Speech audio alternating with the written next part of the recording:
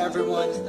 This is first one, yeah. And it's another one.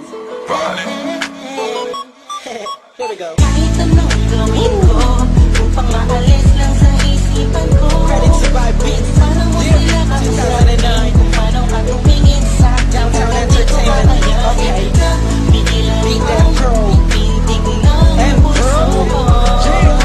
Hirap ko mang mag-amin sa'yo.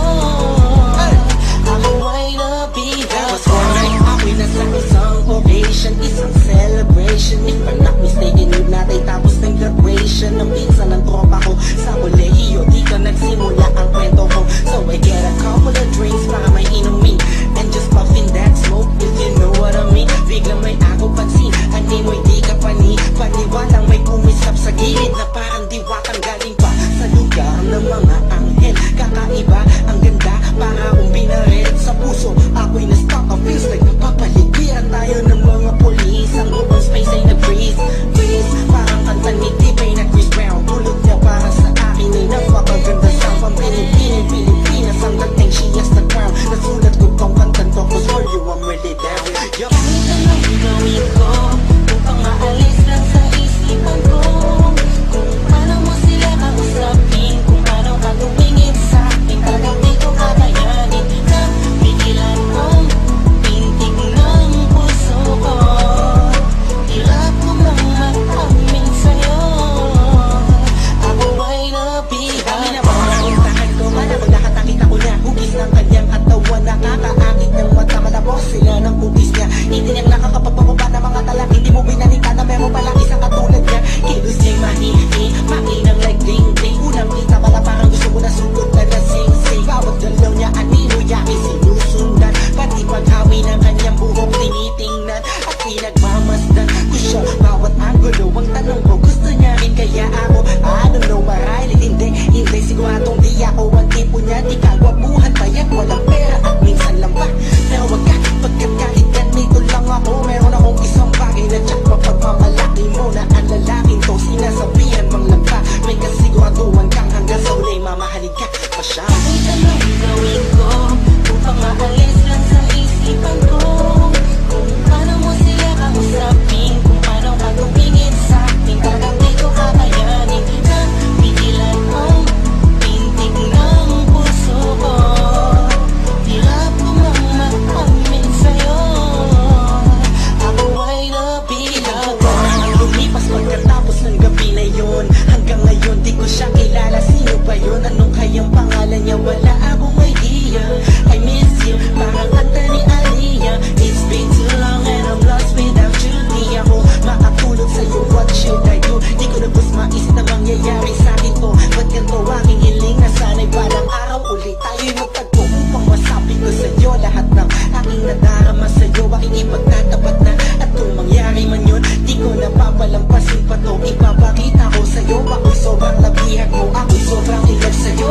Ipagsisigawan ko sa buong mundo. Sa'yo lang ako nagkaganto. Yung pag nangyari to sa'yo ngayon, alam mo na wag ka hayaang mawala pa siya sa oras na mainag ka. Kahit anong gawin ko upang maalis lang sa isipan ko. Kung paano mo sila kausapin, kung paano ka tumingin sa akin. Talagang di ko kakayanin. Yo, kamusta everyone? Kamusta everyone? You already know who it is. First one, loves Breezy. Yep, Breezy boys. Hey, hey. Marshall Cap Records Entertainment. Dessert.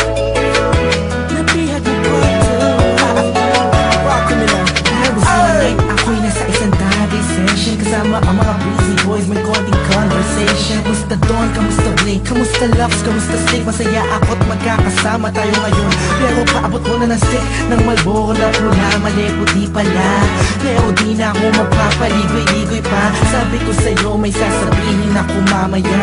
Ako'y nahihiya, huwag na lang kaya aaminin o ililihim. Kaso mukhang di mo talaga ako papatulugin. Ang kulit-kulit mo, sabi mo di ka rin makakatulog pag di ko sinabi ko sa'yo. Pero paano ko ba sisimulan? Ako'y talagang kinakabahan. Buti na lamang kahit napapalaway, nakahanap ako ng paraan. Malamang ikay maguluhan pag sinabi ko sa'yo, mahal na kita, ako ay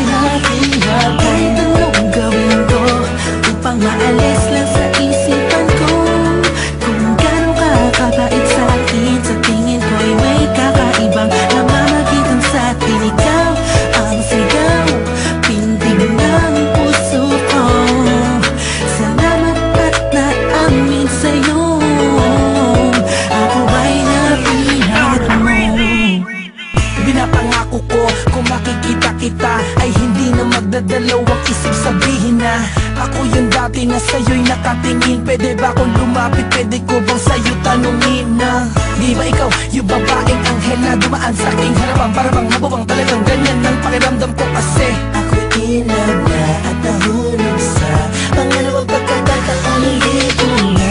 palalampasin ang bawat ito ng kabanata nating dalawa kung saan una tayong nagtagpo. Ako'y nagulat at biglang napahinto nang hinawakan mo ang aking kamay at sabay tayong umupo. Dahan-dahan mong sinabi sa'kin na gusto rin kita sana nung una inamin mo na. Dahil ayaw ko na sanang magpaligoy-ligoy pa, sasagutin kita ng oo dahil mahal din kita. Kahit anong gawin ko, upang maalis lang sa isipan ko kung gaano ka kabait sa akin. Sa tingin ko'y may kakaibang namamagitan sa atin. Ikaw ang sigaw, pintig ng puso ko. Salamat at naamin sa'yo. Ako ba'y napila ko? Araw na ang lumipas bago pa yung gabi na yun. Napapansin na kita, ngunit ayaw lumingon ang puso ko pagkat masyadong mataas ang paningin ko sa'yo. Aminado akong masyadong malakas ang dating mo sa'kin. Kabig-kabighani ka sa ningning ng iyong mata. Ako'y napagawala niya, ngunit parang alanganin na abutin ang katulad mo. Parang di ko kakayanin. Masyado pang komplikado ang sitwasyon. Ayoko naman na samantalahin ang pagkakataon. Subalit di ko mapigilan ang pusong umahaga sa dali sa kapaitan mo. Isa na naman na dalawang damdamin kung nagkakaintindihan to. Napiyot mo part 2 kung meron akong mamahalin hanggang huli. Let you, thank God I found you. Parang kanta ni Mariah, tayo lamang dalawa laban sa mundong magkaya.